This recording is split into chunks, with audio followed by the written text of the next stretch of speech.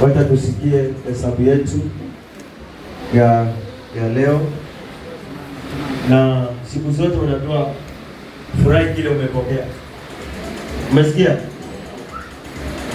Furahi kile umepokea. Kiwe kingi, kiwe kidogo, Mungu ana mipango yake, si ndio? Amen. Na vitambaa kama ilikuwa 17. Sijasema mimi ndo kuuliza. Wewe ya kambo ukambo. Wewe, nitie maji bwana. Wacha nikunywe maji bwana.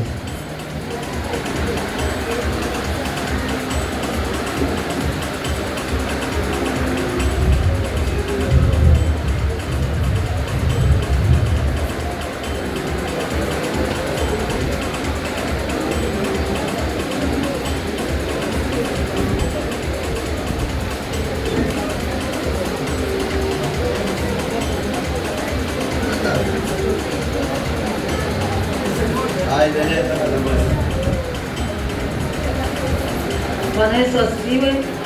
Bwana Yesu asifiwe tena. Nikushukuru Mungu. Ni muda ambayo tunangojea, ni siku ambayo tulikuwa tunaingojea sana.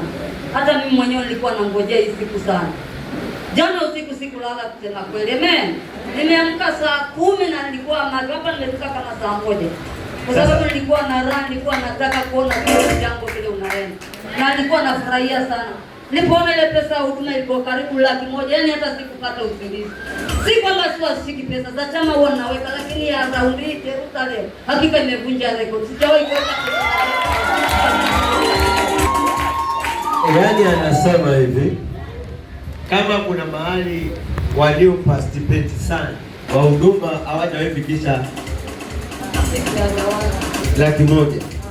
Lakini raundi hii wamefikisha kwa huduma peke yake.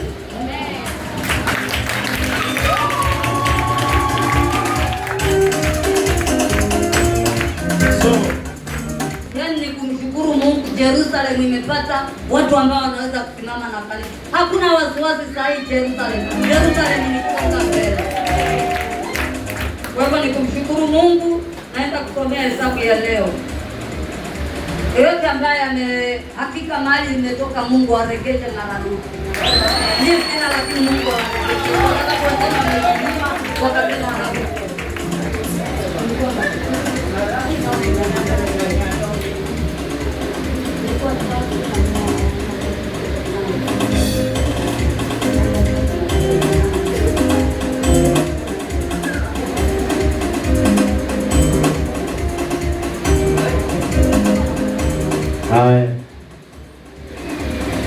hesabu ya Jerusalem inapanda. Nilikuwa naanzia 50, lakini saa hii ni mara yake tunahesabu na rangi.